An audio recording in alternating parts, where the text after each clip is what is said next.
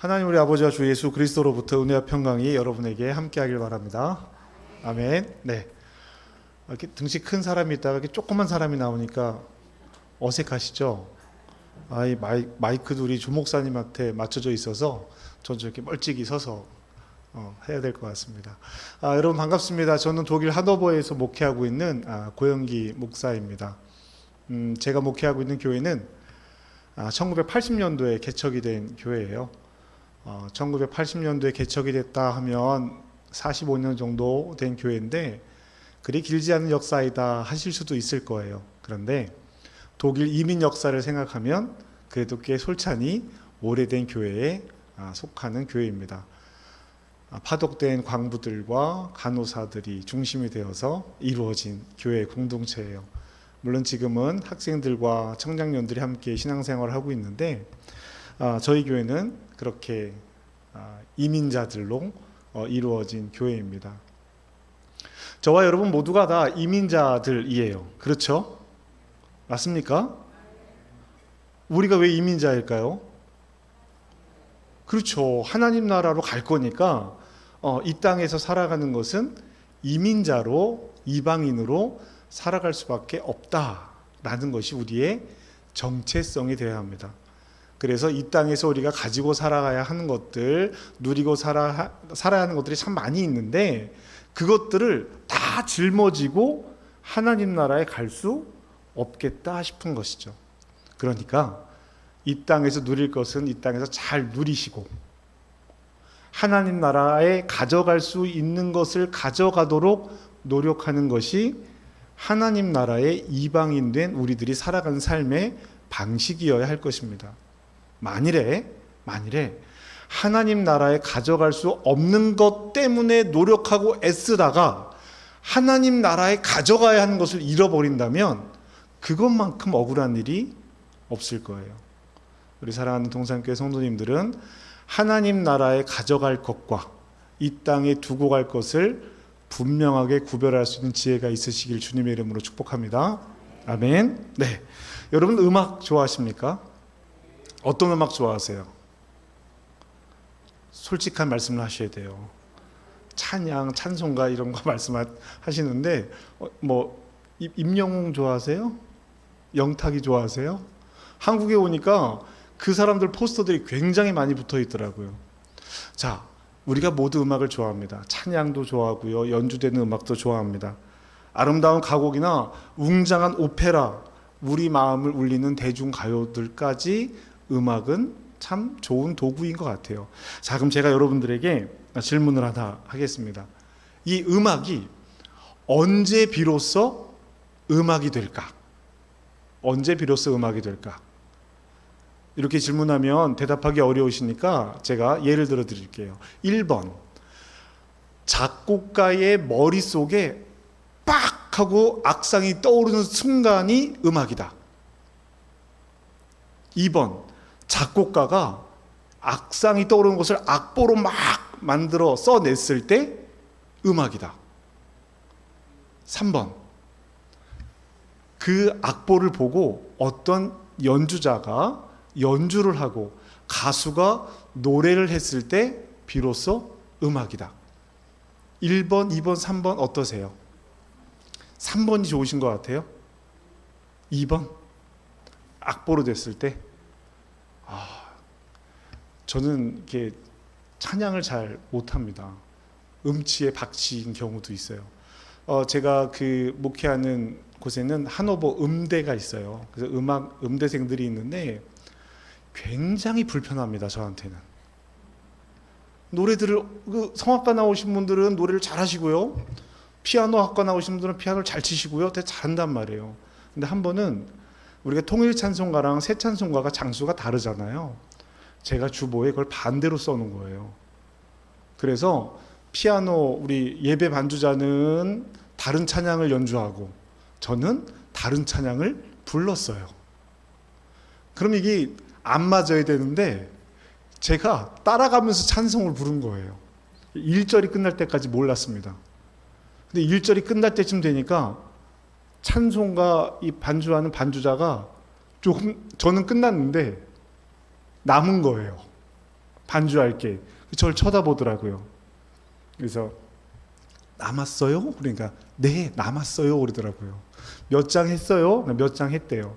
멈추고 다시 했습니다. 악보를 모르는 사람에게는 아무리 좋은 음악을 악보로 만들어 놓아도 모르는 경우도 있겠다 싶은 거예요. 그러면 저 같은 사람에게는 3번이 음악이 되는 겁니다. 연주가 되고 들려지고 노래를 부르고 하면 그때서야 저에게는 음악으로 들리는 거죠. 여러분, 저는 복음도 이와 같다라고 생각을 합니다. 복음도 이와 같다 생각합니다. 단순히 복음이 우리 머릿속에, 우리 마음속에 그래, 예수 그리스도에 대한 복음은 이런 것이야 라고 생각되어졌을 때 그것이 복음이 될 수 있을까?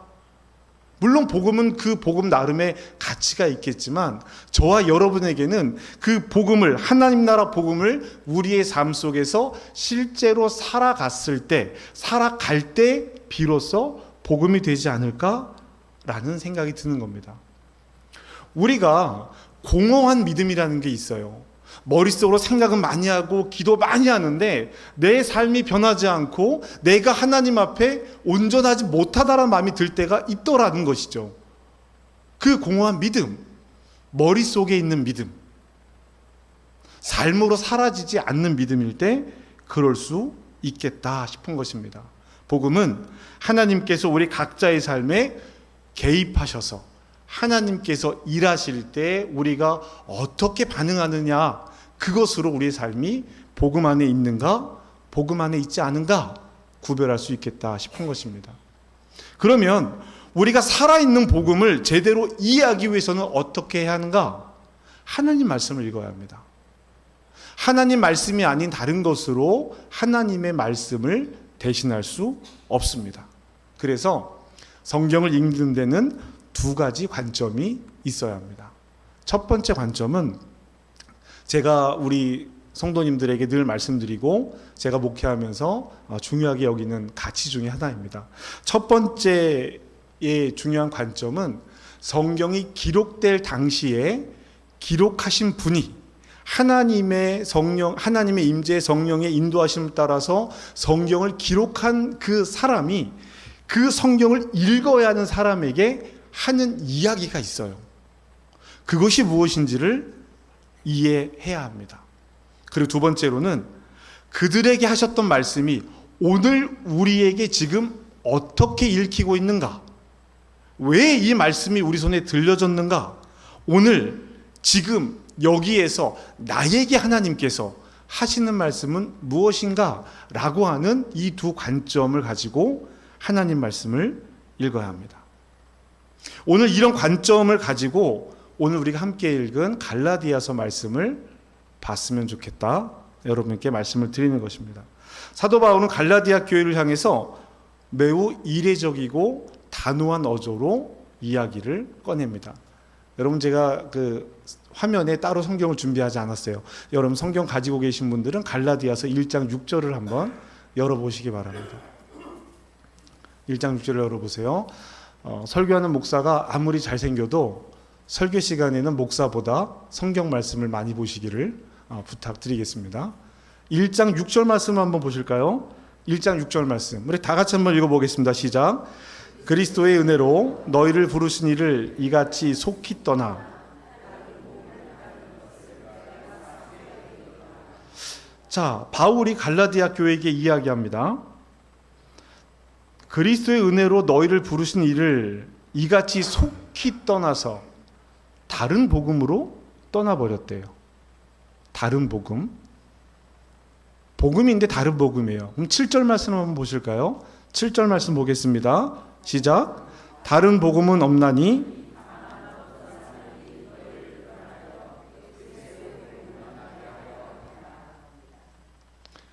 분명 6절에서 다른 복음이라고 얘기를 해놓고 7절에서 다른 복음은 없대요. 그러면 지금 바울이 이야기하는 다른 복음이 무엇이냐? 그리스도의 복음을 변하게 하려고 슬쩍 바꿔놓은 일부분을 이야기하는 겁니다. 예수 그리스도의 복음이 다를 수 없어요. 그런데 다르진 않는데 살짝 바꿔놓을 수는 있겠다라는 것입니다. 갈라디아 교회에 들어온 거짓 교사들은 예수님을 믿는 것만으로는 부족하다. 진정으로 너희가 의로워지려면 이런 것들을 해야 돼 라고 말하기 시작한 거예요. 자, 여러분, 갈라디아 교회는 이방에 있는 교회입니다. 예수님의 복음을 전해 들은 사람들이에요. 사도 바울에게 복음을 전해 들은 사람들입니다. 다 똑같은 입장인 거예요.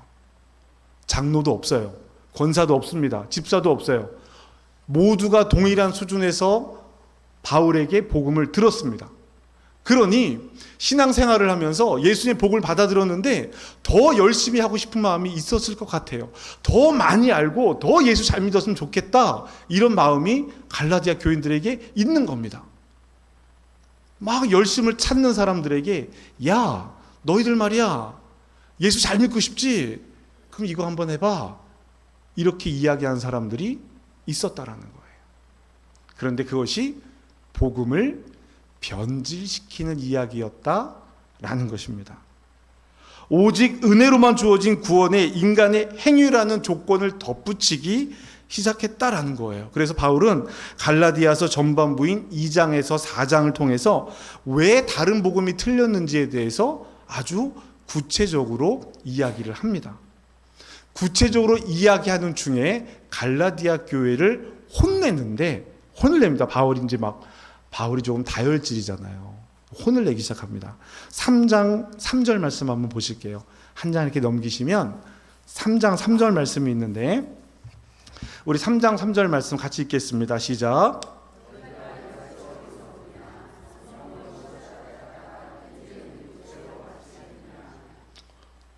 구원의 시작은 분명히 성령의 은혜였는데 지금 갈라디아 교회 사람들이 육체의 일을 하고 있다라고 이야기하고 있는 거예요.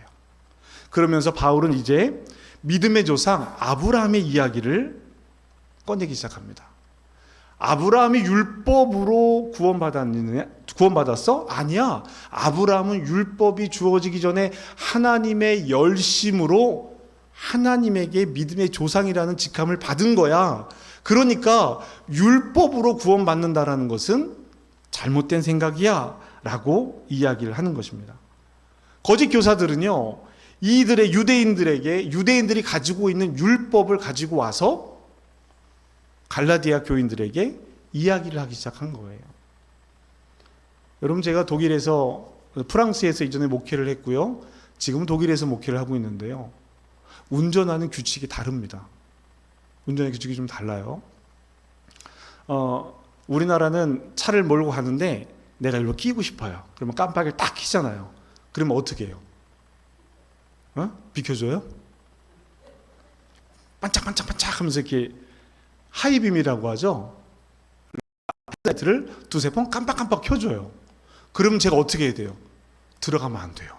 그때 들어가면 뒤에서 넌 왜 들어왔냐 빵빵 대고 막 그린단 말이죠. 그래서 지금은 안 그러시죠? 지금은 안 그러실 거예요. 제가 옛날에 유럽으로 가기 전에 이야기를 말씀드린 겁니다. 지금은 다들 운전 잘하실 줄 믿습니다. 근데 그땐 그랬어요. 그래서 유럽에 가서 운전을 하는데 제가 고속도로를 쫙 가다가 깜빡이를 탁 켜고 들어갔어요. 들어가려고 딱 깜빡이를 켰는데 뒤에서 반짝반짝하고 그냥 불빛을 번쩍번쩍 하는 거예요. 그래서 제가 어떻게 했겠습니까? 안 들어갔어요. 그 쭉 앞으로 가가지고 또 깜빡이를 켰어요. 들어가려고. 그때 이번에도 번쩍번쩍하고 빛을 보내는 거예요. 아이, 도대체 언제 들어가라는 거야? 그래서 한참 1km 정도 앞으로 갔나 쭉 가가지고 깜빡이도 켰어요. 또 반짝반짝 거리는 거예요. 도대체 이 나라는 얼마큼 떨어져서 들어가야 이 추월을 선으로 들어갈 수 있을까? 결국은 못 들어가고 막 이렇게 승질을 내고 막 화를 내고 그리고 갔어요. 그래서 그 성도님들에게 그 이야기를 한 거예요. 아, 도대체 이 나라는 언제 들어갈 수 있는 거예요? 그랬더니, 목사님, 그거 들어오란 얘기예요. 내가 널 봤으니까 들어오란 얘기예요.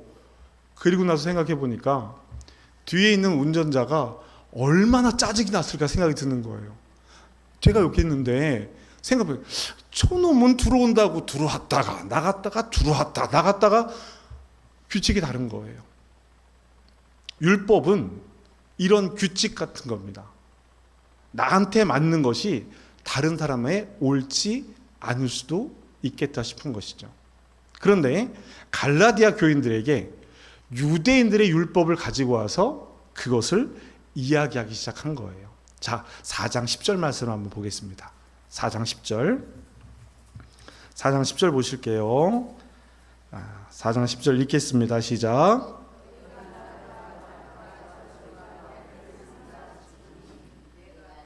11절도 읽을게요. 시작. 내가 너희를 위하여 수고한 것이 헛될까 두려워하노라. 자, 여러분 10절에 있는 날과 달과 절기와 해는 뭘 이야기하냐면 안식일, 속죄일, 다른 매월 있는 초하루 기도회, 절기는 유월절, 장막절 이런 유대인들의 절기를 이야기하는 거예요. 그러니까 갈라디아에 있는 교인들이 어느 날부터인가 슬그머니 유월절을 지키고 어느 날부터 슬그머니 장막절을 지키고 어느 날 슬그머니 초하루 기도회를 하고 안식일을 거룩하게 지켜야 돼, 이런 이야기를 하기 시작한 겁니다. 사도 바울은 그런 일을 전해준 적이 없다라는 거예요. 그런데 너희들이 왜 이런 일들을 하고 있니? 이건 예수님께서 우리를 구원하시면서 우리에게 전해준 복음이 아니야 라고 분명하게 이야기하고 있는 것입니다. 그러면 갈라디아 교회는 왜 이런 사람들이 들어왔느냐라는 거예요. 말씀드렸던 것처럼 갈라디아 교인들은 더 열심히 믿고 싶었을 거예요. 더 열심히 신앙생활하고 싶었을 거예요. 그러니까 야, 유대인들은 이런 것도 하는데 그러면 나도 그런 거 하면 더 잘 믿는 걸까? 이런 마음으로 시작한 것이 아닐까 싶습니다. 그런데 어느 날부턴가 너는 왜 유월절을 지키지 않니? 너는 왜 안식일을 거룩하게 여기지 않니? 이 기준을 가지고 사람들을 판단하기 시작한 겁니다. 그래서 바울이 그 이야기를 하고 있는 거예요. 예수 그리스도의 복음이 율법을 잘 지키는 것으로 변질되었어. 그러니 원래대로 돌려놔야겠지. 내가 너희들에게 다른 복음을 전해준 적이 없는데 왜 다른 복음을 받아들이고 있느냐? 그리스도의 복음이 변질되었다라고 이야기하는 것입니다. 그러면서 오늘 우리가 읽은 이 말씀으로 결론으로 이어가면서 이야기를 하는 거예요. 갈라디아서 5장 16절 18절에 보면은요, 내가 이르노니 너희는 성령을 따라 행하라 라고 이야기하고 있습니다. 성령을 따라서 행하라. 그리하면 육체의 욕심을 이루지 아니하리라. 너희가 만일 성령이 인도하시는 바가 되면 율법 아래 있지 않을 것이다 라고 이야기를 하는 것입니다. 여기에 복음으로 사는 삶의 원리가 담겨져 있는 거예요. 율법은 하지 말라고 명령하며 우리의 죄와 우리의 욕망을 율법으로 하지마 하면서 억제하려고 하는 거예요. 하지 말라고 이야기하는 겁니다. 그렇지만 하지 말란다고 해서 그 하고 싶은 마음이 사라지지 않는다라는 거예요. 하지 말라 그러면 어때요? 더 하고 싶잖아요. 요건 먹지 말라 그러면 왠지 더 먹고 싶은 거예요. 저희 어머니가 저 어렸을 때 수박을 한 통 사다가 반을 잘라서 먹고 반 통을 냉장고에 넣어 놓으신 거예요. 먹고 싶을까요? 안 먹고 싶을까요? 너무 먹고 싶은 거예요. 저거를 어떻게 먹으면 티가 안 날까? 먹고는 싶고 티나면 안 될 것 같고, 그래서 부엌칼을 가져다가 위에만 살짝 포를 떠서 먹었어요. 티가 안 나더라고. 그래서 또 포를 떠 먹었어요. 동생이랑 같이 먹었어요. 분명히 처음엔 티가 안 났는데 나중에 보니까 얘가 이렇게 줄어 있는 거예요. 큰일 났겠다 싶은 거죠. 어머니가 아버지 드시라고 강화가, 제가 고향이 강화거든요. 인삼이 많아요. 인삼 좋습니다. 강화 인삼 드세요. 금산 인삼 아니에요. 강화 인삼입니다. 어머니가 그걸 꿀에다 재놓으신 거예요. 먹음직스럽고 보함직스럽고 먹고 나면 지혜로워질 것 같은 거예요. 안 웃으시면 안 되는데 이거 뭐 성경 말씀 인용한 건데, 응? 선악과 같은 거예요. 너무 맛있어 보이는 거예요. 그래서 숟가락으로 한 숟갈을 떠먹고 숟가락 꾹꾹 눌러 놓으니까 또 표시가 안 나. 얼마나 신나요? 또 떠먹었죠. 또 꿀을 이렇게 눌러놓으니까 괜찮아 보여요. 자꾸 먹다 보니까 얘도 이만큼이 내려가 있는 거예요. 걸린 거죠. 그 어머니가 저한테 아무 말씀 안 하셨으면 저는 그거 안 먹었을 거예요. 다 우리 엄마 탓이에요. 그거 아빠 거니까 먹지 마라. 그 순간부터 어찌나 그렇게 먹고 싶은지요. 사람 심리가 그래요. 여러분 죄 짓지 맙시다. 여러분 이거는 악한 겁니다. 여러분 이거 하지 마세요. 그러면 궁금해서라도 한번 저거는 뭔가 쳐다보게 돼 있어요. 율법으로 죄를 억제할 수는 있지만 우리 마음속에 있는 이 원죄, 다른 이들을 판단하고 내가 먼저 선택하겠다라고 하는 이 마음을 완전히 없애지는 못한다라는 거예요. 그러면 그 마음들이 슬금슬금 올라오겠다라는 겁니다. 그러면 그것을 완전히 없앨 수 있는 방법이 무엇인가? 성령의 인도하심을 따라 살아가면 육체의 일을 잃어버린다, 하지 않는다라고 이야기하는 것입니다. 그래서 바울은 5장 19절에서 21절에, 여러분 5장 19절에서 21절 눈으로 한번 이렇게 보세요. 뭐라고 써 있습니까? 육체의 뭐요? 육체의, 제가 가진 성경과 여러분이 가진 성경이 같을 거예요. 육체의 뭐라고 써 있어요? 일이라고 써 있어요.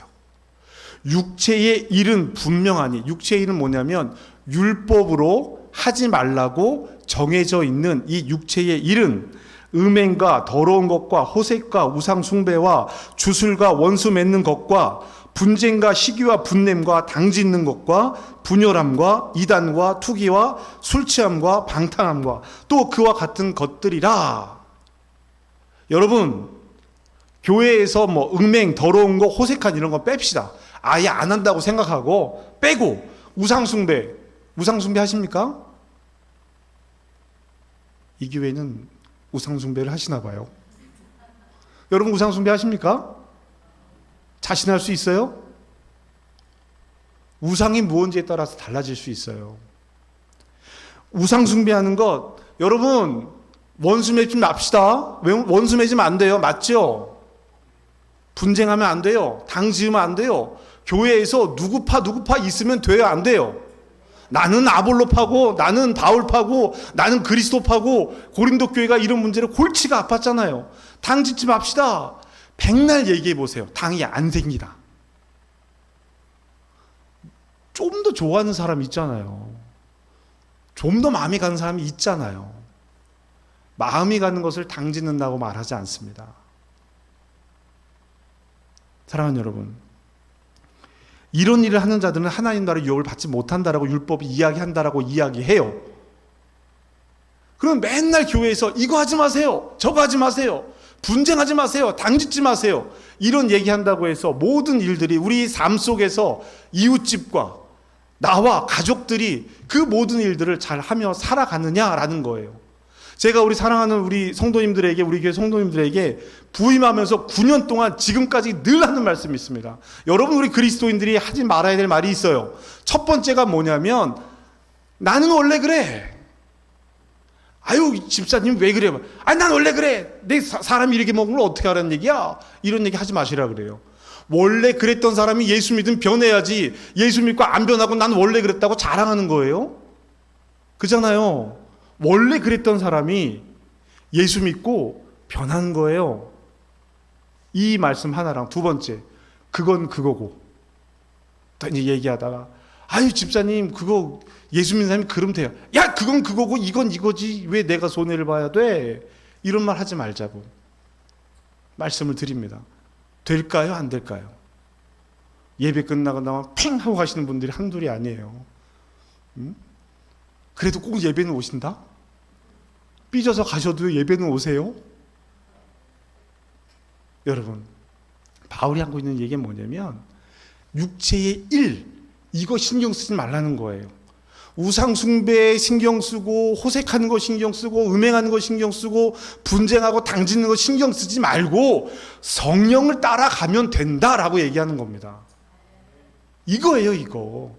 안 되는 걸 이야기하는 것이 아니라 5장 22절에서 23절에 있는 성령의 열매, 성령을 따라가는 삶에 대해서 이야기하는 겁니다.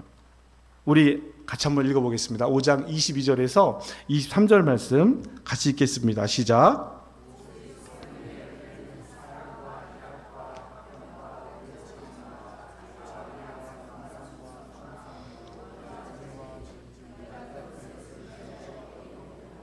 아멘.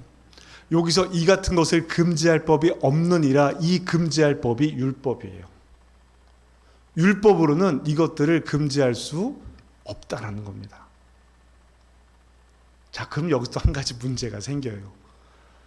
우리 옆에 계신 분들, 뒤에 계신 분들, 함께 신앙생활 하시는 분들이 사랑의 열매를 다 맺고 있던가요? 성령의 9가지 열매를 맺고 계십니까? 우리 조병 목사님에게는 몇 가지 열매 정도가 있는 것 같아요? 네? 9가지요. 제가 알기로는 한 3가지 정도가 빠지거든요. 9가지 열매가 없어요. 오래 참음과 자비와 양선이 없을 수 있습니다. 우리 조 목사님이 오늘도 찬양하실 때 여전히 잔뜩 인상을 쓰고 찬양을 하셨어요. 여러분들 아시겠지만 굉장히 즐겁고 감사한 상태입니다. 조 목사님이 그렇게 찡그리고 있어도 그 얼굴 표정은 화가 나 있거나 투덜대는 게 아니에요. 여러분도 아시잖아요. 성령의 열매는요, 여러분, 지금 몇 개를 맺었느냐가 중요하지 않아요. 예수를 믿은 지 얼마 안 된 사람에게 성령의 9가지 열매가 당신에게 있습니까? 증거로 내세우라고 말할 수 없다라는 겁니다. 예수님께서 말씀하세요. 누가 염려함으로 씨를 뿌려놓고 한 자나 더 할 수 있겠느냐? 이 이야기는 뭐예요? 때를 따라 맺는 열매가 있겠다라는 겁니다. 사랑하는 성도 여러분, 여러분들에게 때를 따라 맺는 열매가 있기를 주님의 이름으로 축복합니다. 근데 이 때가요, 그냥 나이 먹어간다고 만나는 때가 아니더라라는 겁니다. 오래 신앙생활을 했다고 맺어지는 열매가 아니더라라는 거예요.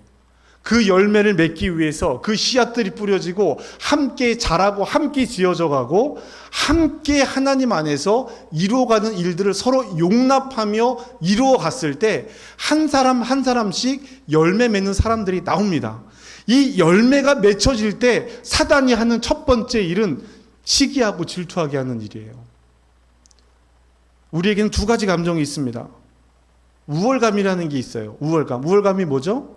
남들보다 더 괜찮겠다 싶은 거예요. 그잖아요. 우월감이 있어요. 그리고 또 하나 뭐가 있어요? 네? 우월감이 있으면 낮은 게 있잖아요. 난 자존감이 낮아, 이런 사람이 있어요. 여러분, 어느 게 더 좋은 걸까요? 우월감이 좋은 걸까요? 우월감도 안 좋은 거예요. 왜 비교를 해요? 이게 모두 다 비교하는 마음에서 나오는 거예요. 하나님께서 나를 사랑하시고 나를 이 땅에 보내시고 하나님께서 이 교회를 이 땅에 세우셨으면 나와 이 교회를 위해서 하실 하나님의 일들이 있겠다 싶은 거죠. 그걸 바라봐야 되는 거예요. 옆에 바라보고 저 교회는 이거 하는데, 목사님 저 교회는 이거 하는데 우린 이거 안 하나요? 목사님, 권사님, 장로님, 우리도 이거 해요. 할 수 있죠. 좋은 건 따라 배울 수도 있습니다. 그러나 정말 중요한 것은 하나님께서 나를 통해, 하나님께서 우리 교회를 통해서 하실 일이 무엇인지를 찾아가는 것, 그 씨앗을 뿌리고 그 열매가 자라기를 기다리는 것이 더 중요하겠다 싶은 겁니다. 여러분, 오늘 말씀의 제목이요, 내 안에 다른 복음이에요. 육체의 것은 일이라고 이야기를 하고 성령은 열매라고 이야기합니다. 육체는 일, 아무리 애쓰고 노력해도 그것으로 거두어지는 것이 없다라는 것이고요. 성령을 따라 행하면 그 일이 성령의 열매로 맺혀지겠다 싶은 겁니다. 그래서 5장 25절의 말씀에 보면 만일 우리가 성령으로 살면 또한 성령으로 행할지니 라고 이야기하는 거죠. 우리가 성령으로 새 생명을 얻었다고 고백하면 우리 일상의 발걸음 또한 성령의 뜻에 맞추어 걸어가야 합니다. 26절 말씀을 보면 헛된 영광을 구하여 서로 노엽게 하거나 서로 투기하지 말지니 라고 가르치고 있습니다. 사랑하는 성도 여러분, 더 나은 그리스도인이 되려고 노력하는 것은 나쁜 일이 아니에요. 좋은 일입니다. 내가 어떻게 하면 더 예수님을 잘 믿을 수 있을까? 내가 어떻게 하면 신앙생활 더 잘할 수 있을까? 내가 어떻게 하면 우리 동산교회에 더 쓰임받는 사람이 될 수 있을까? 이런 고민을 하고 이런 기도 제목을 갖는 것은 나쁜 일이 아닙니다. 좋은 일이에요.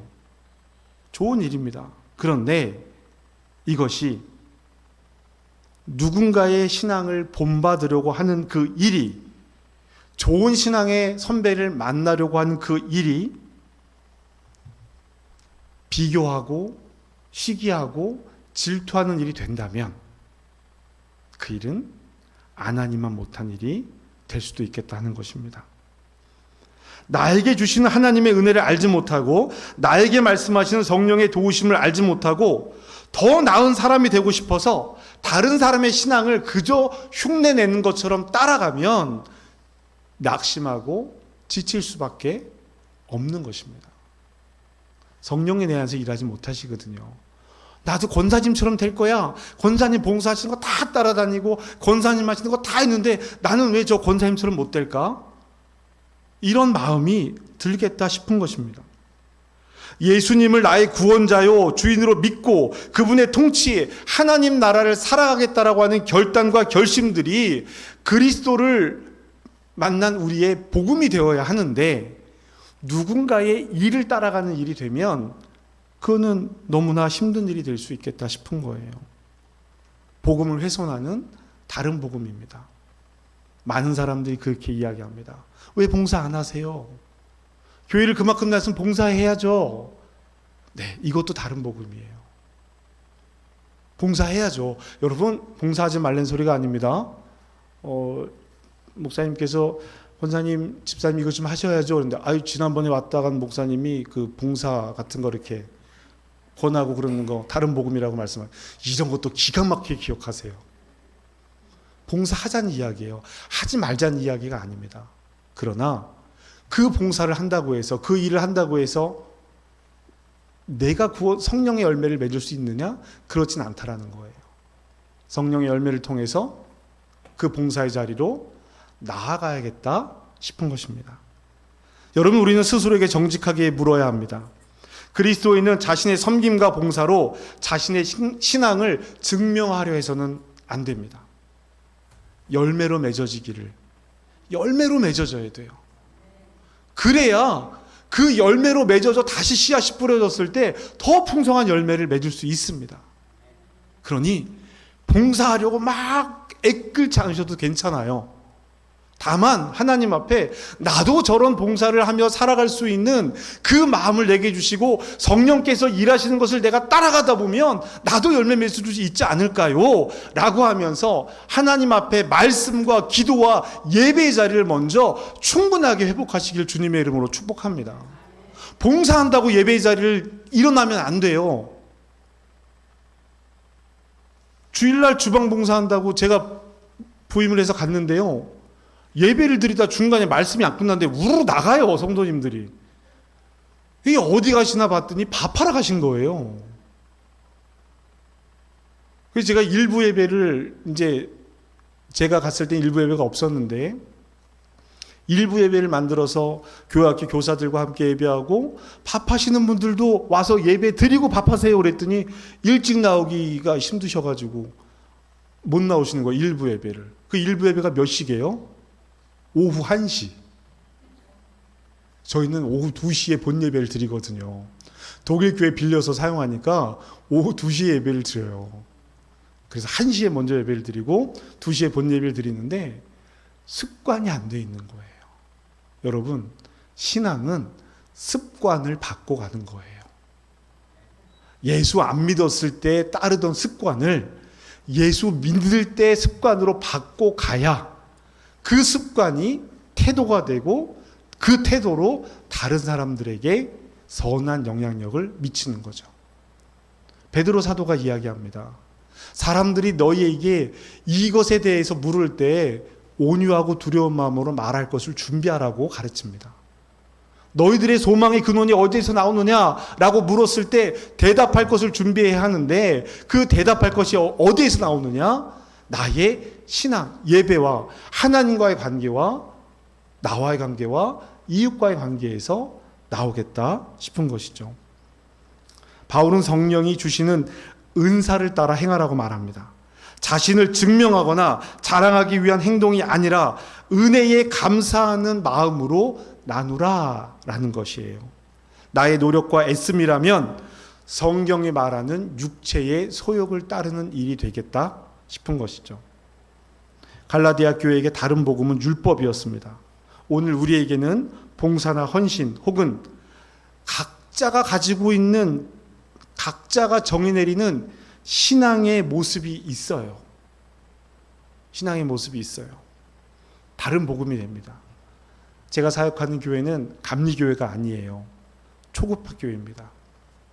불물에서 갔는데 이런저런 이야기를 하는데, 회의를 하고 나눔을 하고 있는데요, 어떤 권사님 한 분 저한테 그러시는 거예요. 목사님! 이름에 일단 이건 문제야. 목사님 하고 부르는 게 아니라 목사님이라고 부르시는 거예요. 저래서 네, 권사님 말씀하세요 그랬더니, 교회에 절대로 이런 일은 없습니다. 교회가 어떻게 그런 일을 할 수 있습니까? 이렇게 막 얘기를 하시는 거예요. 그래서 권사님, 저한테 말씀하실 때 교회가 절대 그렇게 하는 일은 없다라고 말씀하시면 제가 이해하기가 어려워요.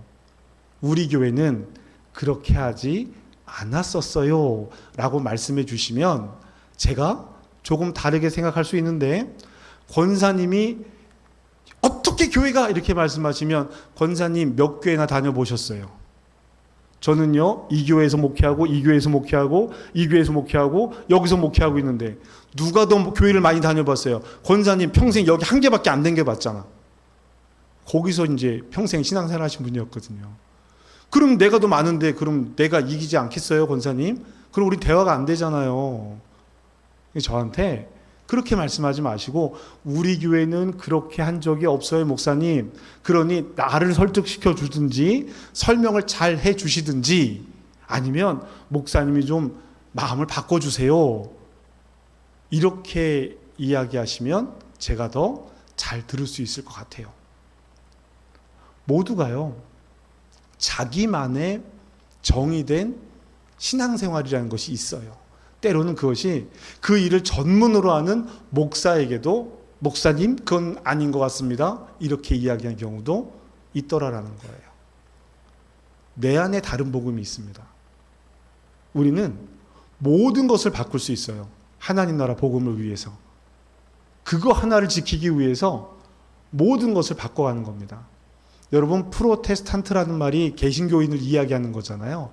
프로테스탄트요. 독일 말로 프로테스탄트는 저항하는 사람들이란 뜻이에요.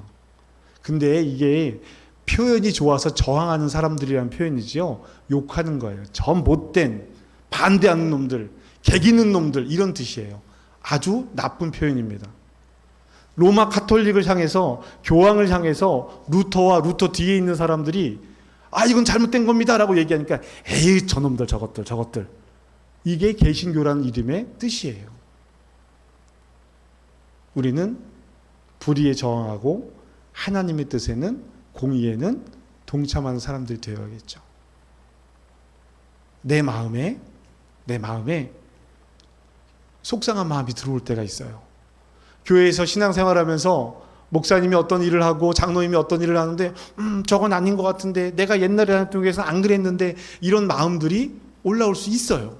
잘못된 거 아닙니다. 그럴 수 있어요. 그럴 때 혹시 지금 내가 육체의 소욕을 따르고 있는가, 성령의 소욕을, 성령의 열매를 맺기 위해서 성령을 따라가고 있는가 라는 질문으로 하나님 앞에 기도하시기를 주님의 이름으로 부탁드립니다.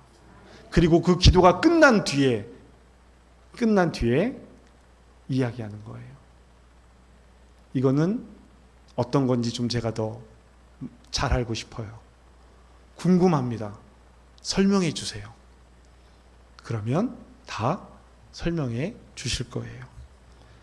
갈라디아 교회에게 있었던 이 일이 오늘 우리에게, 교회 다니면 이건 해야지 라고 말하는 사람들에게 경고하는 이야기이기도 하고, 또 어떤 사람들은 오늘 말씀을 듣고 저한테 권면하지 마세요 라고 말씀하실 수도 있어요. 그러나 오늘 저와 여러분이 판단은 하나님 앞에 맡겨놓고 실수할 수도 있어요. 잘못할 수도 있죠. 저희 권사님들이요, 고집이 얼마나 센지 몰라요. 고집이요. 세상 그런 고집도 제가 처음 봤어요. 얼마나 고집 센지요. 그리고 또 말씀들은 얼마나 세게 하시는지요. 상처가 막 팍팍 들어와요. 네? 부임한 지 얼마 안 됐을 때 노인 권사님이 저한테 문자를 보내셨습니다. 목사님, 저 오늘 교회 안 가요. 아니, 뭐가 화가 나셨을까? 왜 그러시지? 아들이 뮌헨에서 왔어요. 이렇게 문자를 보내신 거예요. 그냥 독일 말을 한국말로 번역해서 보내신 거예요. 한국 사람들은 목사님, 저 아들이 와서 오늘 교회 못 갈 것 같아요. 이렇게 말씀하시는데 독일어에는 못한다라는 말이 없습니다. 안 한다라는 말이 있는 거예요. 그러니까 오늘 나는 교회 안 가요. 화가 나서 하신 말씀이 아니에요.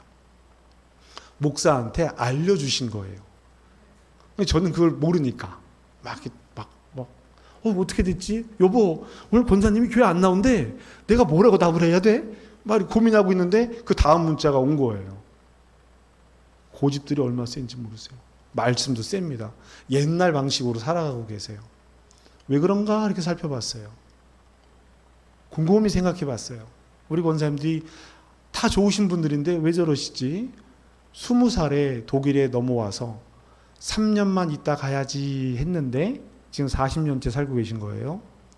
그러니까 그때는 뭘 하나 엄마한테 물어보고 싶어도 못 물어보는 거예요. 저희 집도 보면 제 아내가 뭐 이상하면 장모님한테 얼른 카톡 보내요. 엄마, 이거 뭐야? 이러면 금방 답이 옵니다. 근데 이분들은 편지 한번 보내면 석 달 있다 도착하고 답장 오면 석 달 있다 오는 거예요. 우리 교회 권사님들은요, 김치 맛이 다 똑같아요. 김치 맛이 원래 이 집 김치 맛이랑 이 집 김치 맛이 달라야 돼요. 장맛도 달라야 돼요. 근데 우리 교회는 다 똑같아요. 그래서 누구네 집에서 온 김치인지 몰라요. 왜요?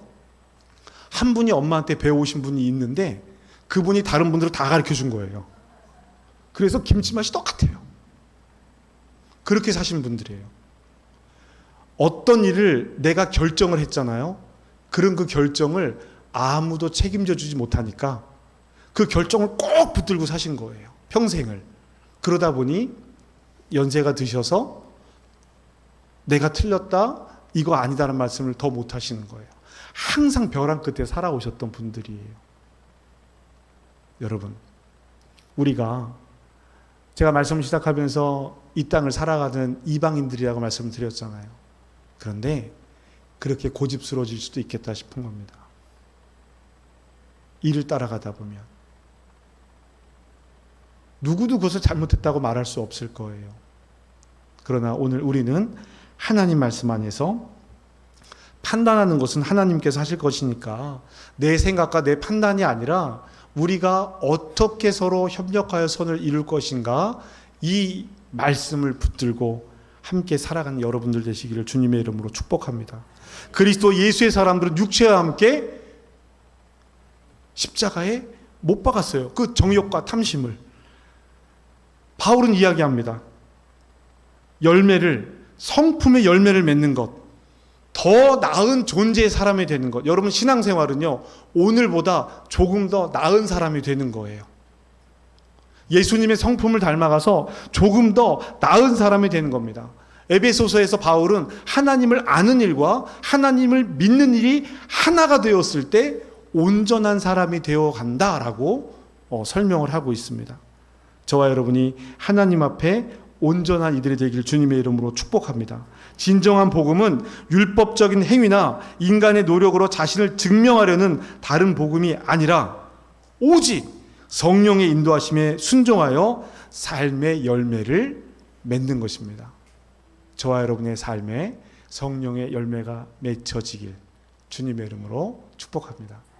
그래서 이 다음에 또 어떤 기회에 여러분들을 만나게 될지 모르겠지만 그때 더 환한 표정으로, 환한 얼굴로, 성령의 열매를 맺고 살아가는 저와 여러분들 되시기를 기대하고 소망하겠습니다. 제가 동산교회를 위해서 기도하고 늘 소식을 듣고 있어요. 이 조병 목사님이 부임을 하시고 나서 꼭 한번 왔으면 좋겠다 했었는데 예배가 없는 시간에는 제가 독일에서 와서 한번 왔다 간 적이 있습니다. 얼마나 자랑을 하고 싶었는지 저 이 더운데 위층부터 아래층까지 저를 데리고 다니면서 다 이렇게 설명해 줬어요. 여긴 뭐고 여긴 뭐야. 여긴 새벽기도 하고 뭐 다 이렇게 설명이 오래전에 설명해 줬습니다. 오늘 성도님들 만나니까 더 감사한 것 같아요. 더 감사하고 여러분들이 함께 이루어가는 대전의 동산교회가 어느 교회와 같더라가 아니라 그 교회는 참 그렇더라라는 이야기와 소문이 들려지기를 기대하고 소망하겠습니다.